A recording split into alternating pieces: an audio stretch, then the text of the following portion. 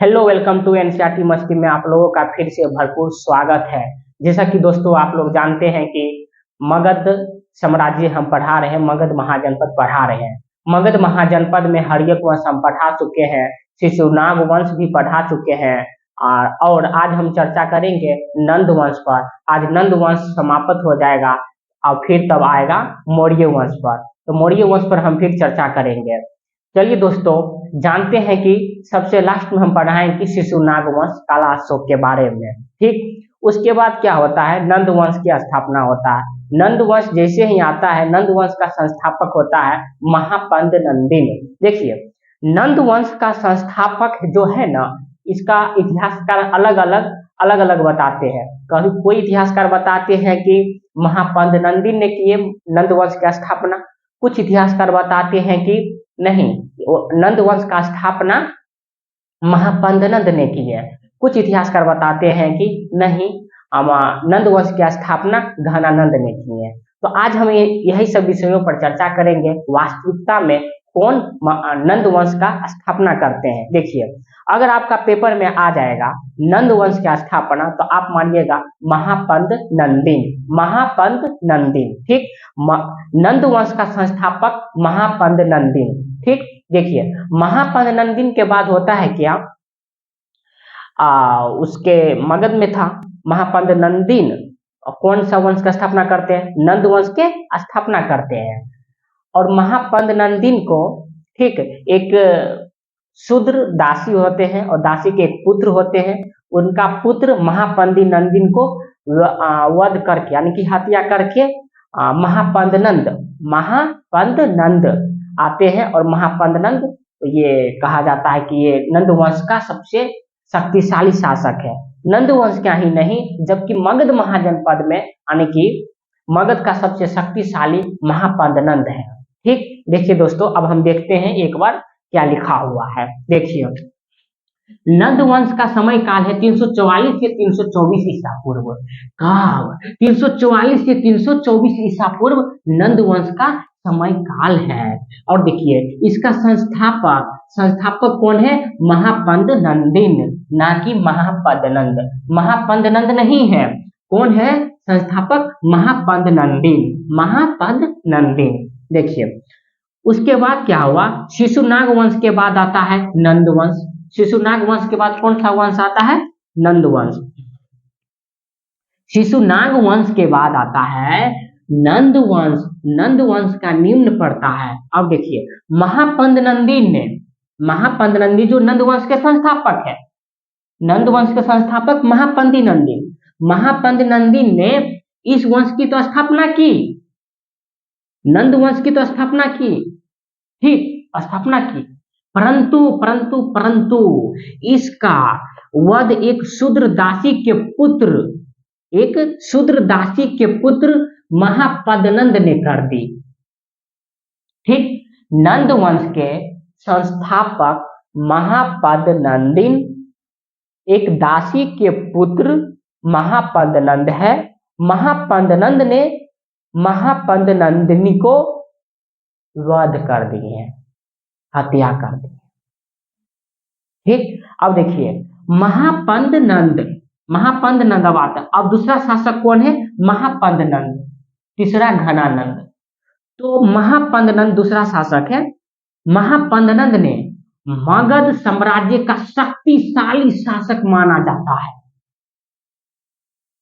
मगध साम्राज्य का सबसे ज्यादा शक्तिशाली महापंद नंद को भी माना जाता है। ठीक, देखिए, महापंद नंद इसकी पहली बार कलिंग की विजय की थी। इसने पहली बार कलिंग की विजय की थी। कौन, महापंद नंद ने। महापंद नंद जो है ना, कलिंग की विजय की थी पहली बार मगध, समझ रहे हैं ना। उसके बाद आता है अशोक सम्राट। अशोक सम्राट ने भी कलिंग की विजय करते हैं। उसके बाद वो बौद्ध धर्म अपना लेते हैं। ठीक, अशोक सम्राट। तो महापंद नंद ने पहली बार कलिंग की विजय की, और विजय करने के पश्चात नहर खुदवाए।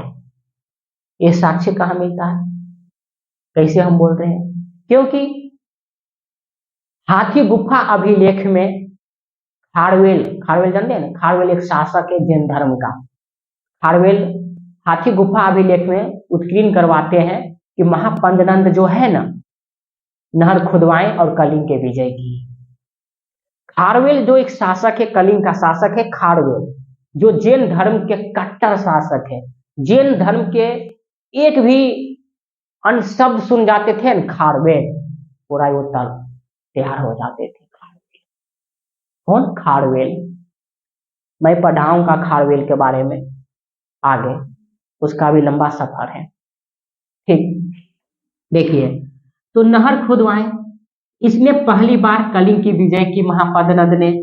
महापद्मनंद ने नहर भी खुदवाए कलिंग में। इसका उल्लेख कलिंग का शासक खारवेल ने अपनी हाथी गुफा अभिलेख, हाथी गुफा अभिलेख में किया गया। तो आप लोग बताइए, हाथी गुफा अभिलेख किस राज्य में है? बताइए। इसके और महापद्मनंद ने पुराणों के अनुसार एक राठ शासक। चलिए दोस्तों, अब हम जानते हैं, एक चार्ट हम पढ़ चुके हैं, महापद्मनंद के बारे में पढ़ रहे थे। और देखिए, नंद वंश के संस्थापक महान नंदिन, महान नंदिन, और दूसरा शासक कौन है? महापद्मनंद, महापद्मनंद है। और संस्थापक कौन है? महापद्मनंदी नहीं, महान नंदिन है, महान नंदिन। ठीक, देखिए, महान पद्मनंद के बारे में हम जान रहे थे। ठीक, ये मगध का सबसे शक्तिशाली शासक माना जाता है, माना नहीं जाता है, निसंदेह, कोई बात नहीं, शक्तिशाली ही था। ठीक, पुराणों के अनुसार इसको एक राठ शासक कहा जाता है, महापद्मनंद को। ठीक, और पहली बार कलिंग पर विजय की थी कौन? महापद्मनंद ने। ठीक, और कलिंग पर विजय करने के पश्चात नहर भी खुदवाए, हाथी गुफा अभिलेख में मिलता है, खारवेल बताते हैं ना। तो महापद्मनंद ने, देखिए, महापद्मनंद को पुराणों में इसे एक छत्र कहा जाता है और एक राठ कहा जाता है।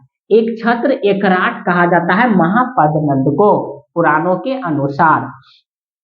ठीक, देखिए, व्याकरणचार्य पाणिनि, पाणिनि का आप लोग नाम सुने होंगे, पाणिनि, व्याकरणचार्य है पाणिनि, इसके मित्र थे।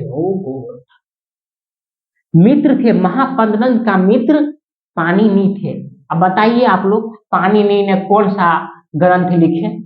कौन सा ग्रंथ लिखे? बताइए। अ से नाम है, अष्टाध्यायी है क्या? अष्टाध्याय, अष्टाध्याय है। तो पाणिनि ने अष्टाध्याय लिखते हैं, अष्टाध्याय।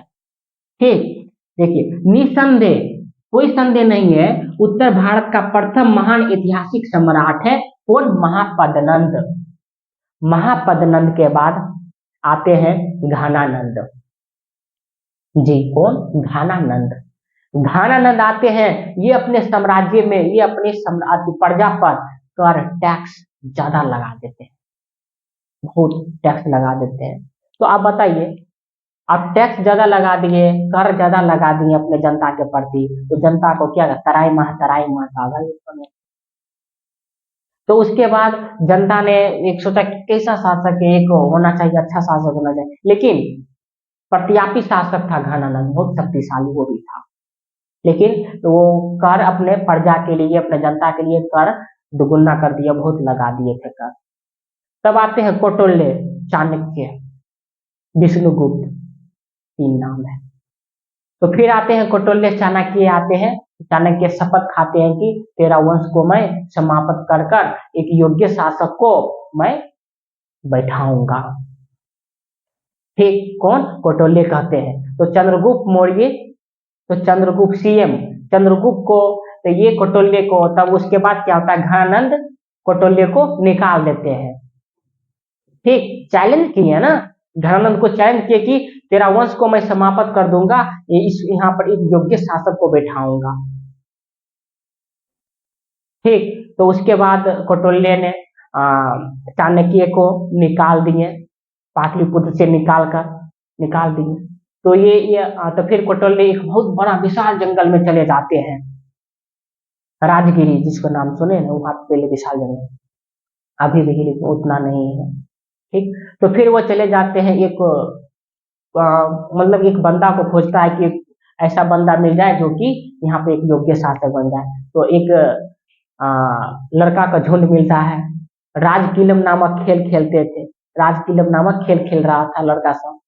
तो वहां पर चंद्रगुप्त मौर्य एक राजा था बैठा हुआ सिंहासन पर। देखिए, एक पत्थर होता है, ठीक, ये पत्थर पर एक सिंहासन बना हुआ रहता है। यहाँ पर सीएम बैठा था और इसके चारों ओर बच्चे थे, इसके चारों ओर बच्चे थे। राजकिलम नामक खेल खेलता था, खेल रहे थे। तो ये सीएम है ना चंद्रगुप्त मौर्य, तो ये सबका निर्णय दे रहे थे, पूरा निसंदेह, कोई मतलब कि निष्पक्ष निर्णय ये सुना रहे। तो कोटोले यहाँ से देख रहा है, कोटोले यहाँ से देख रहे थे, वाह कितना अच्छा है। तब कोटोले दिमाग लगा इसका स्वामित्व कौन है, चंद्रगुप्त मौर्य का स्वामित्व कौन है, मालिक कौन है। तब फिर पता लगा कि इसका स्वामित्व, इसके स्वामित्व के पास गया। स्वामित्व के पास जाने के पश्चात बोला कि इस सीएम को, इस बच्चे को हमको दे दो।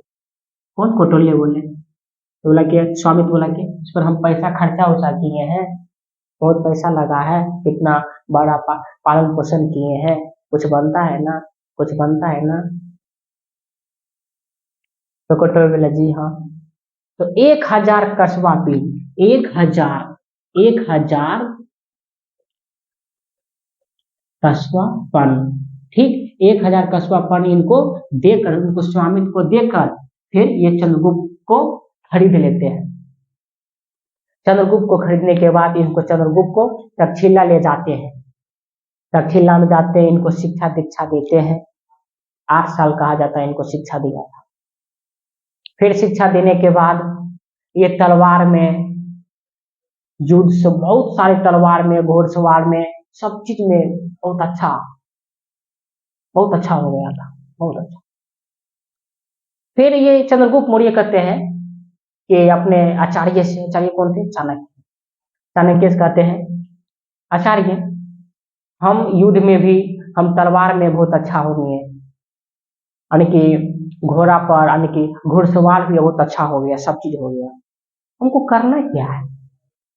तो कोटोले कहते हैं एक शासक है, ठीक, नंदवंश का, घनानंद, अंतिम शासक है घनानंद, घनानंद है, उसको हम चैलेंज किए थे कि यहाँ पे एक योग्य शासक को बैठाएंगे, एक योग्य शासक को हम बैठाएंगे।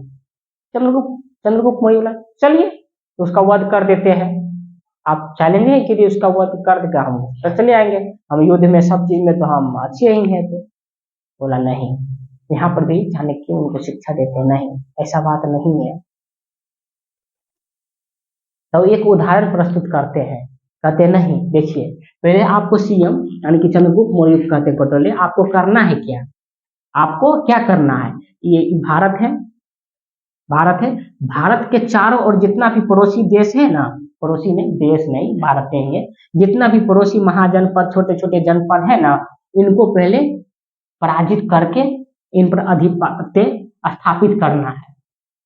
और उसके बाद तब ये मगध जो है ना, मगध ये केंद्र में है, पाटलिपुत्र, पाटलिपुत्र राजधानी केंद्र में, मगध केंद्र में है।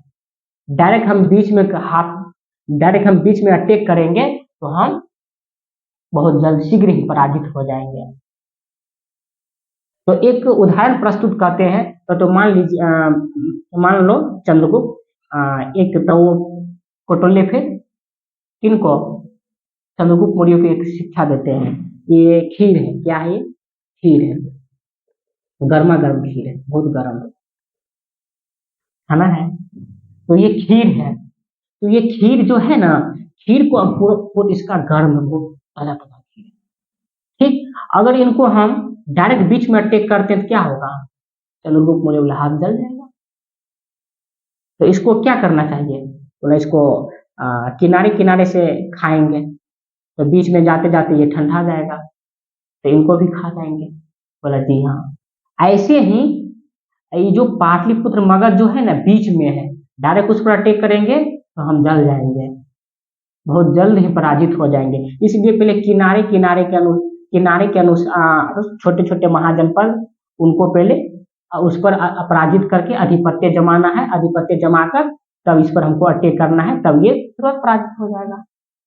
फिर ऐसे ही करते हैं, ये धीरे धीरे से कर फिर ये पराजित हो जाते हैं। फिर ये मगध पर अटैक करते हैं, पाटलिपुत्र घनानंद पर, उनको वध करके मौर्य वंश का नींव डालते हैं। कौन? चंद्रगुप्त मौर्य। चंद्रगुप्त मौर्य। अब हम आते हैं घनानंद के बारे में लेकर। घनानंद, ठीक। चलिए दोस्तों, अब आते हैं कौन? अब कौन शासक आता है? घनानंद। देखिए, पहला कौन है? महान नंदिन, जो नंद वंश का संस्थापक है। दूसरा महापद्नंद, जो मगध का शक्तिशाली शासक कहा जाता है, कोई मतलब निसंदेह है, कोई शक नहीं है, ठीक। उसके बाद महापद्नंद ने कलिंग पर पहली बार विजय करते हैं, ठीक, और वहां पर नहर का खुदवाई करते हैं। और ये साक्ष्य कहाँ से मिलता है? हाथी गुफा अभिलेख में खारवेल उत्कीर्ण करवाते हैं, ठीक। आप लोगों को हम ये भी बता दिए कि हाथी गुफा अभिलेख कहाँ है, आप लोग कमेंट के माध्यम से उत्तर दीजिए इनका, ठीक। देखिए, अब आता है, अब कौन आते हैं? घनानंद। तो घनानंद के बारे में थोड़ा चर्चा किए हैं, अब थोड़ा चार्ट के रूप में हम जानते हैं इसमें है क्या। देखिए, घनानंद जनता प्रति अधिक कर टैक्स लगाते थे, इसलिए जनता असंतुष्ट हो गया। जब जनता असंतुष्ट हो गया, इसी का फायदा उठाते हैं चंद्रगुप्त मौर्य और कौटिल्य चाणक्य ने, ठीक। इसका फायदा उठाकर घनानंद को मारकर मौर्य वंश का स्थापना करते हैं। मौर्य वंश का स्थापना करने के पश्चात तब चंद्रगुप्त मौर्य का शासन काल आता है। तो चंद्रगुप्त मौर्य फिर इनका शासन काल होता है। चंद्रगुप्त मौर्य का फिर इनका पत्नी का नाम है दुर्धरा, उनसे पुत्र बिंदुसार होते हैं। बिंदुसार फिर आते हैं, बिंदुसार के बारे में भी पढ़ाएंगे। तो फिर चंद्रगुप्त मौर्य के बारे में पढ़ाएंगे। तो फिर बिंदुसार का पुत्र अशोक सम्राट, अशोक नाम सुने ना, अशोक सम्राट कलिंग पर विजय करते हैं। कलिंग पर विजय करने के पश्चात अशोक सम्राट बौद्ध धर्म अपना लेते हैं, क्योंकि यहाँ पे बहुत सारे लोगों का मृत्यु हो गया था, ठीक, इसलिए। अब हम जानते हैं, पहले थोड़ा पढ़ लेते हैं चार्ट के रूप में क्या है घनानंद। किनके बारे में? घनानंद। देखिए, घनानंद के बारे में सुनिए, क्या है घनानंद? ये शासक है, ये क्या है? राजा है, सम्राट है, ठीक। देखिए, सम्राट बोलिए, शासक बोलिए, ठीक, एक ही होता है। ये सम्राट, इस समय सम्राट चलते थे। देखिए, तो घनानंद सम्राट नंद वंश का अंतिम सम्राट है। कौन सा सम्राट है? अंतिम सम्राट है, नंद वंश का अंतिम सम्राट घनानंद। देखिए, नंद वंश का अंतिम सम्राट है, नंद वंश का अंतिम सम्राट है घनानंद। देखिए, जनता पर अत्यधिक कर लगाने से, जनता पर अत्यधिक कर लगाने से, टैक्स लगाने से जनता इससे असंतुष्ट हो, असंतुष्ट, ठीक। देखिए, जैसे अभी भी आप लोग चलिए, अभी भी देखिए कि जब महंगाई बढ़ जाती है ना, तो हम लोग आंदोलन करने लगते हैं, करना भी चाहिए, ठीक। जो महंगाई बढ़ता है तो हम लोग आंदोलन करते हैं। इस समय भी टैक्स जब बढ़ा तो ये सब भी जनता से, उस सम्राट से, घनानंद सम्राट से असंतुष्ट थी। इसी का फायदा उठाते हैं चंद्रगुप्त मौर्य और चाणक्य, ठीक। और शपथ भी लेते हैं, चाणक्य शपथ लेकर बैठे रहते हैं कि घनानंद से तेरा वंश को समाप्त कर दूंगा, नंद वंश। एक यहाँ पर एक योग्य शासक को बैठाऊंगा। देखिए, इसी का फायदा उठाकर चंद्रगुप्त मौर्य और चाणक्य की मदद से घनानंद को मारकर मौर्य वंश का स्थापना करते हैं। कौन सा वंश का? मौर्य वंश का स्थापना करते हैं। तो मौर्य वंश का संस्थापक चंद्रगुप्त मौर्य, ठीक। हर्यक वंश का संस्थापक बिंबिसार, पढ़ा है ना बिंबिसार के बारे में, विवाह नीति, मैत्री नीति, और तीसरा कौन बताइए, ठीक, तीसरा बताइए। एक है विवाह नीति, मैत्री नीति, युद्ध नीति। देखिए, इसी मतलब कि घनानंद के समय में अलेक्जेंडर सिकंदर ने भारत पर आक्रमण किया सिकंदर ने। तो सिकंदर आक्रमण किसके शासन काल में करते हैं? तो घनानंद के शासनकाल में, घनानंद के शासनकाल में सकिंदर आक्रमण करते हैं भारत में। देखिए, और घनानंद के समय में ही महान महान विद्वान का उत्पत्ति हुए आए। जैसे वर्ष उपकर्ष, ये विद्वान का नाम है, वर्ष उपकर्ष, वरुचि, ठीक, कात्यायन, ठीक, जैसे विद्वान आए घनानंद के समय में। तो अब हम मौर्य वंश पर चर्चा करेंगे। तो मगध में 3 वंश समाप्त हो चुका है, हर्यक वंश, शिशुनाग वंश, नंद वंश, और अब कौन आएगा, मौर्य वंश। मौर्य वंश के बारे में पहले हम जानेंगे, मौर्य वंश को हम कैसे जानते हैं, इसका प्रमाणित कहाँ कहाँ पे है, कौन कौन सा पुस्तक में है, कौन कौन सा इतिहासकार बताते हैं, इन सब पर चर्चा करूंगा। ठीक, मौर्य वंश पर लगभग 1 2 3 या 4 वीडियो बनेगा, 4 वीडियो रखिए, क्योंकि चंद्रगुप्त मौर्य के बारे में एक हम जानेंगे, चंद्रगुप्त मौर्य के बारे में एक वीडियो, बिंदुसार, अशोक सम्राट, तो उसके बाद उसका पतन कैसे होता है, उसके बाद हम जब बताएंगे मौर्य वंश का सामाजिक स्थिति कैसा है, आर्थिक स्थिति कैसा है, राजनीतिक स्थिति कैसा है, ठीक, धार्मिक स्थिति कैसा है, महिलाओं की स्थिति कैसी थी मौर्य वंश में, तो फिर हम यही सब विषयों पर चर्चा करेंगे।